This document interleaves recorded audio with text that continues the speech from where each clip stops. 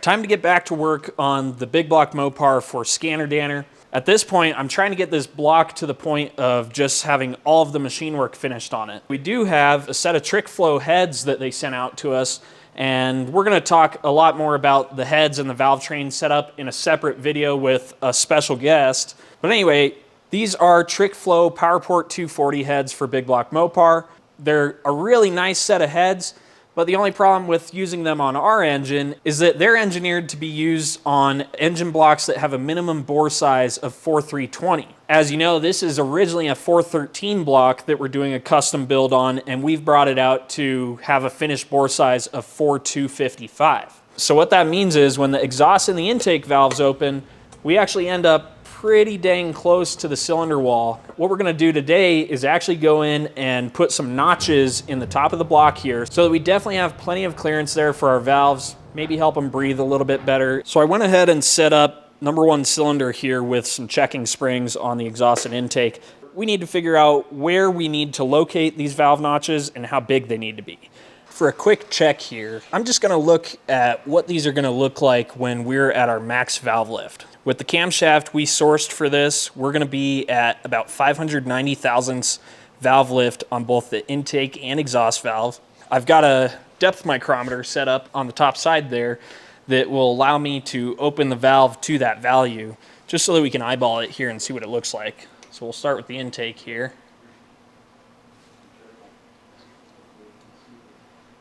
At the bore size we're at, we probably do technically have clearance, but there's not a whole lot extra.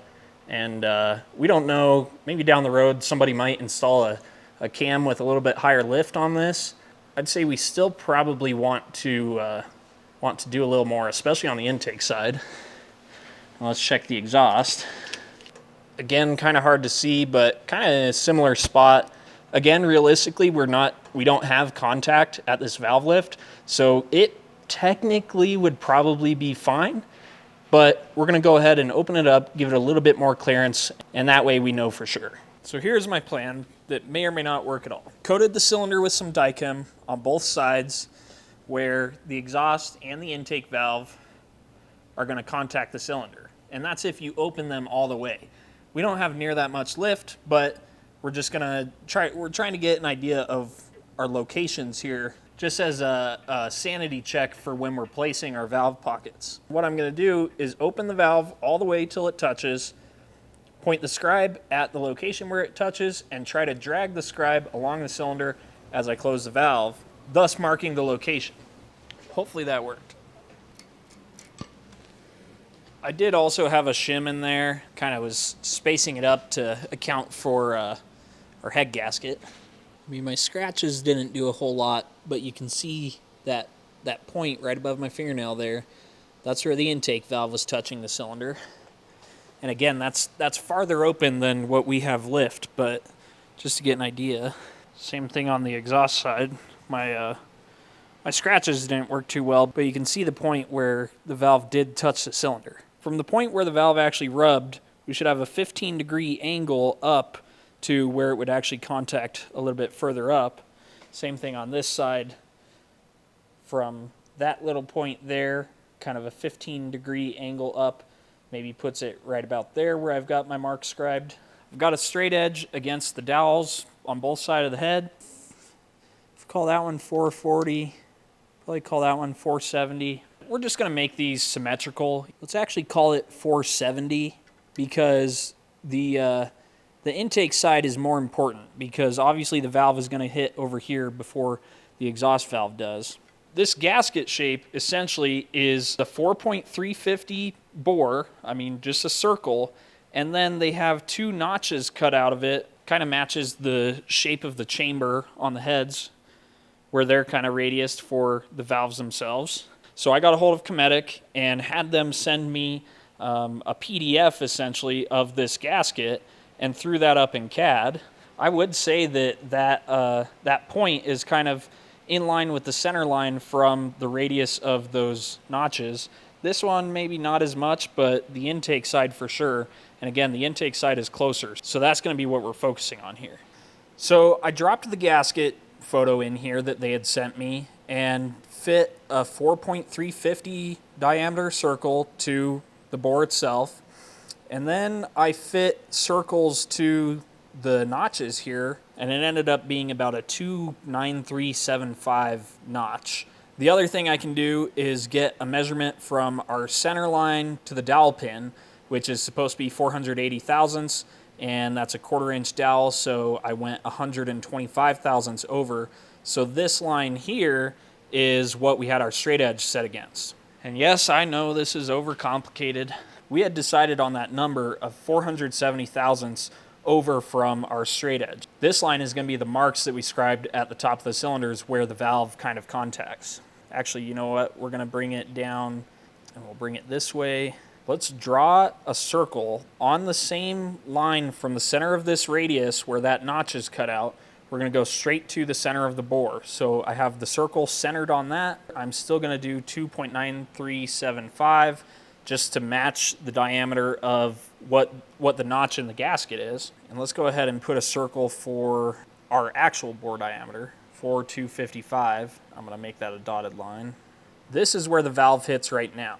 These heads are meant to be used on a 4.320 bore. Our gasket diameter here is 4.350. So I think I'm going to drag this point out to where it's coincident with that 4.350 bore line, right there. And then this blue line is going to signify our valve pocket that we're going to cut. So let's make it and this point coincident.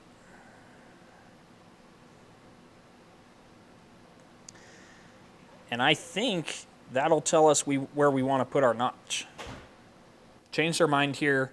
Rather than bringing this line straight down, we're actually going to go straight out from the cylinder out to 4.350. Again, it only needs to be 4.320, but we're going to give it just a little bit extra and make that point contact our new point. I know this looks like just a mess of numbers and lines, but it makes sense in my head. So the center point of our 2.9375 bore notch needs to be at 0.2945 over from the center and 0.6425 over from the center.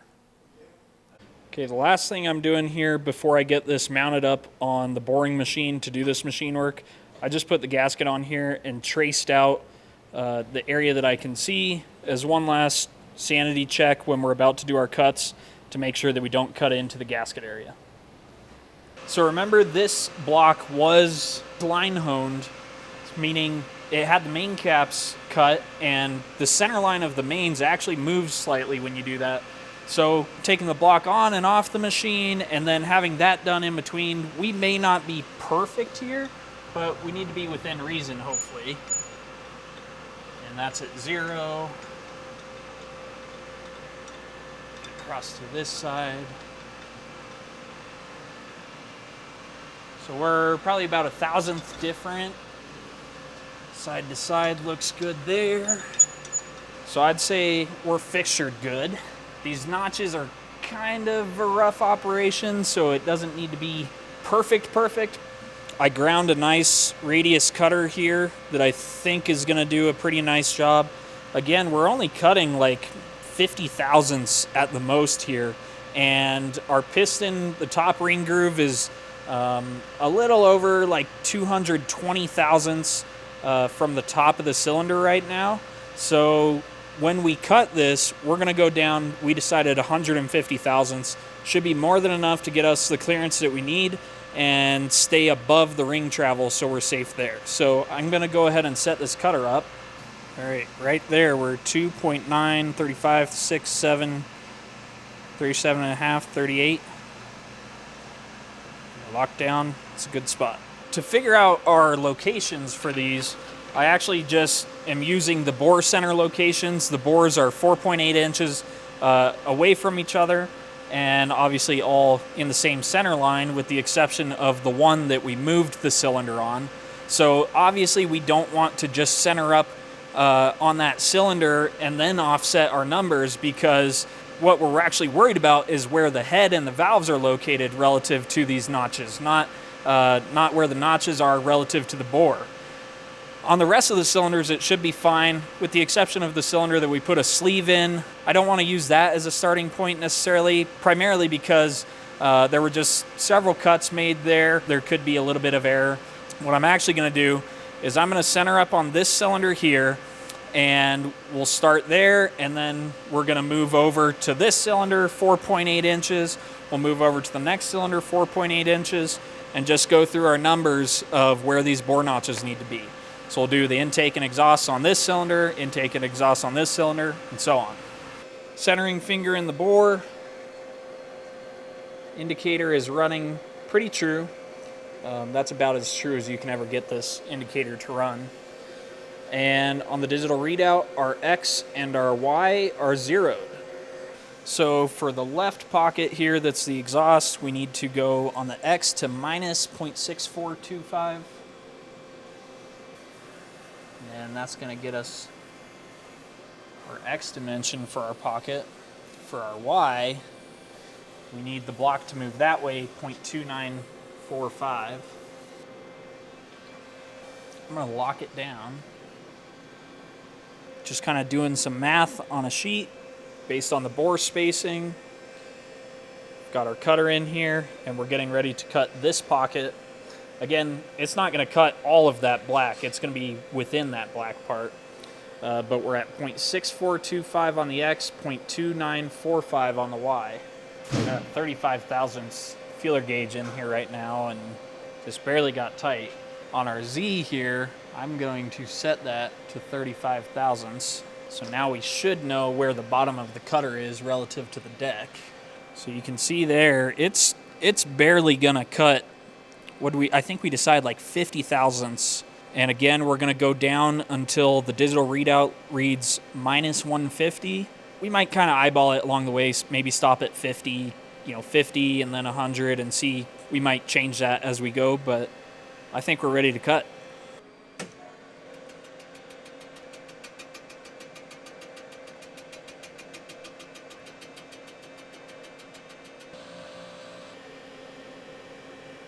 I don't know how it could look any more factory done than that. I was going to say, that looks pretty professional for a couple of,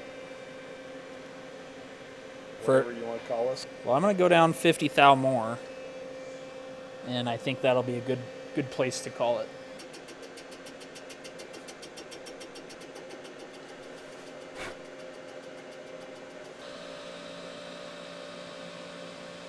We're definitely going to have to do some deburring. It's definitely going to make it slightly more challenging to get the rings in without hurting anything, more than likely, but it's all doable and necessary in the name of not having valves crash into the block. Now we'll move over the opposite direction. The Y, we don't have to move at all. Just keep it at 2945. The X, we're just going to go to minus 0.6425. Looks good eyeballing it.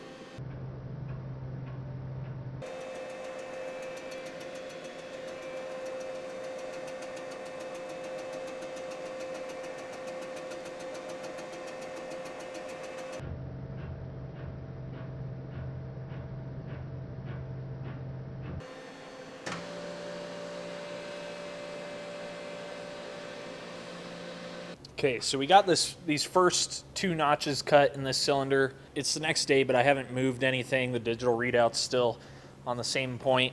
I'm going to set the head on here, and you can see I've got two shims that are roughly the thickness of our head gasket. I'm going to set the head on here with some clay in those notches and see if we can't lower the valves to, I'm going to go a little bit over what our max valve lift is and see if we have clearance.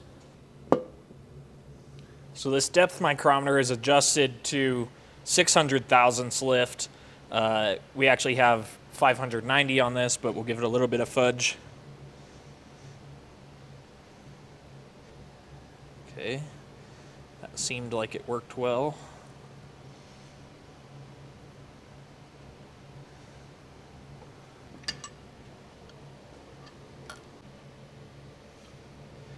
So there's the imprint on the exhaust side.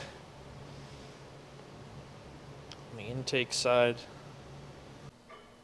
You know, I think we're fine, but let's check the intake side And if it's any tighter than the exhaust is here, we can maybe make that notch just a little bit bigger, you know, just open it up a little bit more just to be safe.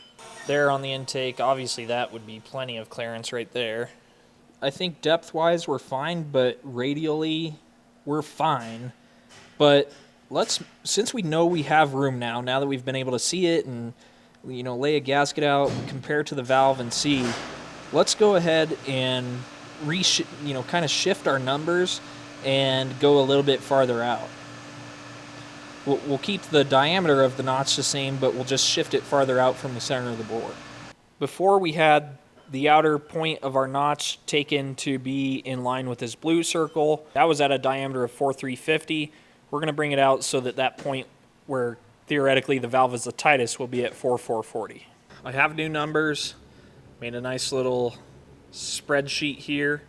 So I guess let's move and cut one and see how it looks. No going back after we do this. Just giving it a quick look relative to the gasket. The angle probably isn't great there for you guys, but we stay pretty well the same distance from the gasket away all the way around. So we've got plenty of clearance as far as our head gasket sealing, cutting these notches. So I think we'll go ahead and just cut it to that same 150 depth, call it a day.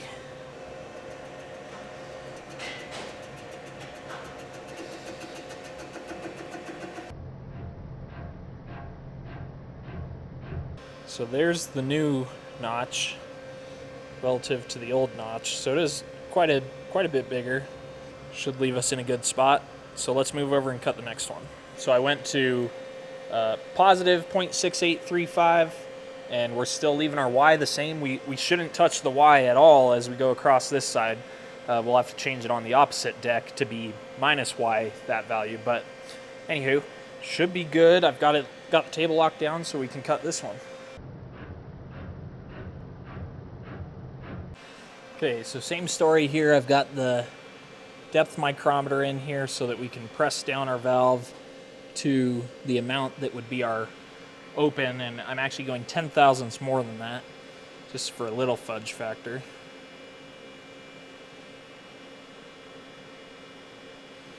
Okay.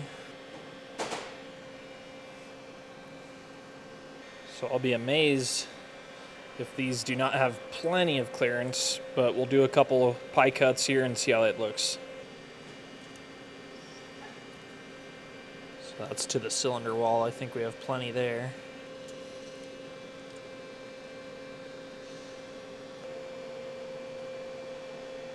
I think we're plenty good. I would say the intake side at the tightest point looks good. I'm going to say 80 thousandths minimum, if not more. On the exhaust side, we're even more than that. So let's go through, get the rest of these cut real quick. Theoretically, we can run through these relatively quick since we're just moving based on the digital readout. So again, we're not going to move the Y. We're going to leave it at 3135. And I'm going to traverse over.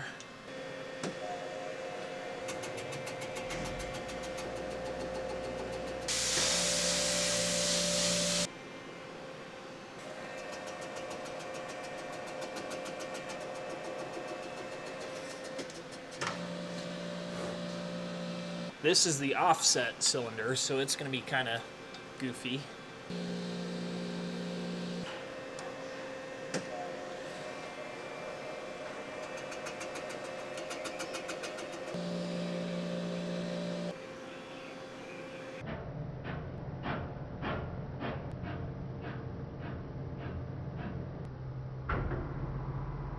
Obviously, the notches on this cylinder are going to look slightly different because the cylinder itself is shifted this direction, I think about 25 thousandths. It's not a very noticeable difference. You probably wouldn't even notice if it wasn't pointed out, but they are ever so slightly different. 8.9165, 3135. It looks right. We're locked down.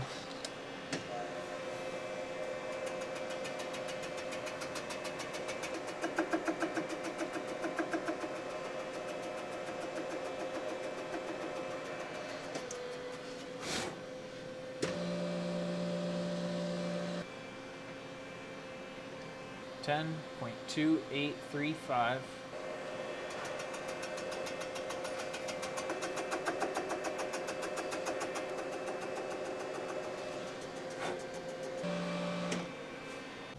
Alrighty. I think these all came out really nice. I mean, nice and symmetrical. I understand why some people just like to do it with a grinder, but it just comes out so nice when you do it on the machine. Came out nice, everything's symmetrical. So let's roll over to the opposite bank of cylinders and we'll get those done. It'd be ideal to be able to do this machining at the same valve angle. You could figure out exactly where the valves actually are and machine it at that 15-degree angle. But for what we're doing here, this is going to be just fine. Really, as long as we're fairly close, we're in good shape.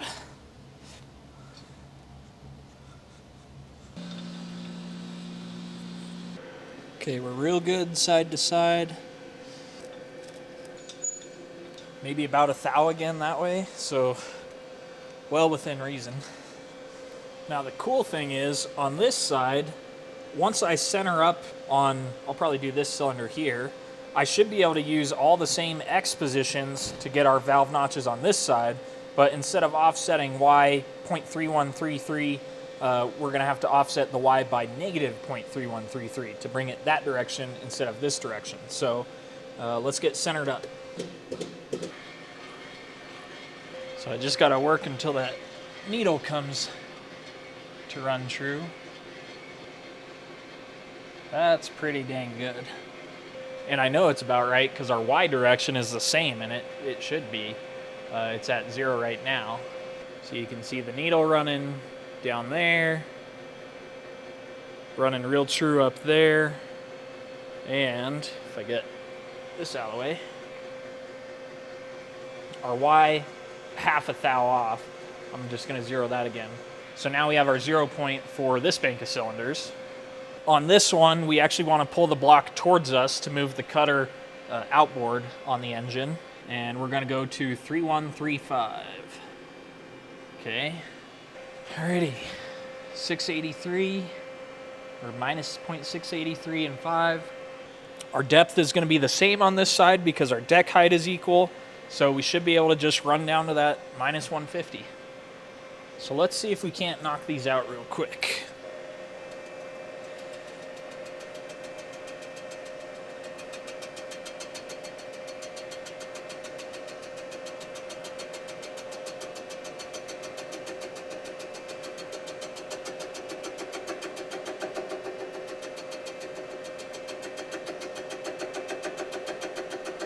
And 20, and 30, and 40, and 50.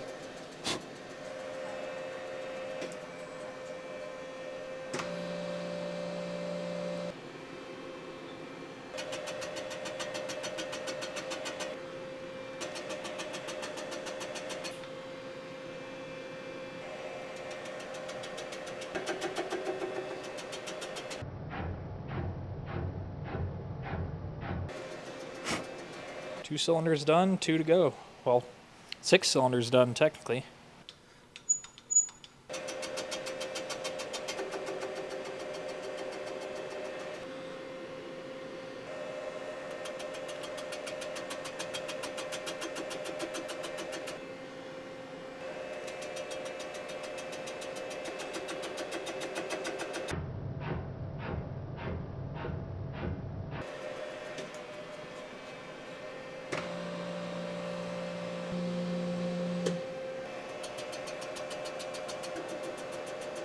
$150. Now I think I will have to do more of this after we finish honing the block, but I'm just gonna deburr those sharp edges here by hand with just a regular old deburring tool.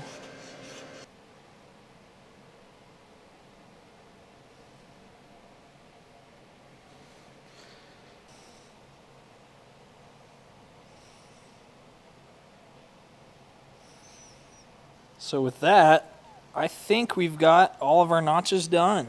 This type of work, for me is really enjoyable. I actually really like the machining part, probably more than I like the engine building part, which is probably the opposite of more people. But doing something like this that's kind of custom and I don't know, just doing a nice job on it, having it come out and look as nice as it does, really makes me happy.